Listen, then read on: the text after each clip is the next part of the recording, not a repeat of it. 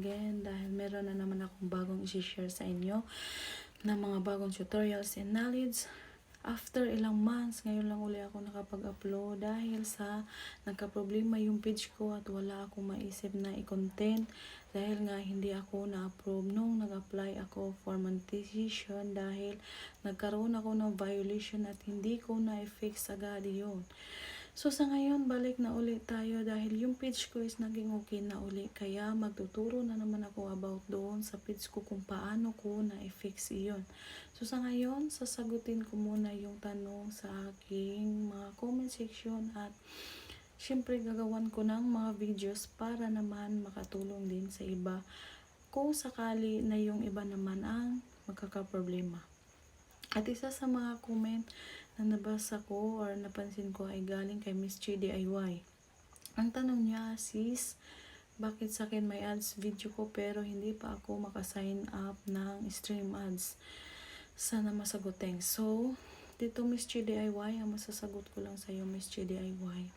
Pwede mo naman yan i-off ang ads mo kung sakali ayaw mo na magka-ads yung video dahil hindi ka naman kumikita dito. So, nasa sa iyo iyan.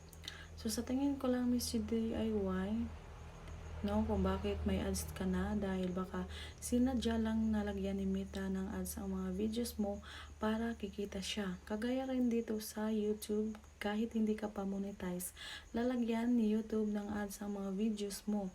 So, sa tingin ko lang Miss DIY, dapat matuwa ka dahil kung sakali na makumpleto mo na ang mga requirements ni Meta, ay mas mabilis na ma-approve ang account mo kapag nag-apply ka for monetization dahil wala kang violation sa mga videos mo at hindi naman siguro lalagyan ni Meta ng ads ang mga videos mo kung may nalabag ka na mga rules niya. So, yun lang Miss DIY. Sana nasagot ko ang iyong tanong.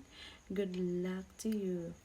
And sa mga bagong pasok o sa mga bagong nakapanood dito sa sa vlog ko, huwag niyong kalimutan na i-subscribe ang YouTube channel and i-hit mo na din ang notification bell dahil kung mag-upload uli ako, agad kang monetize.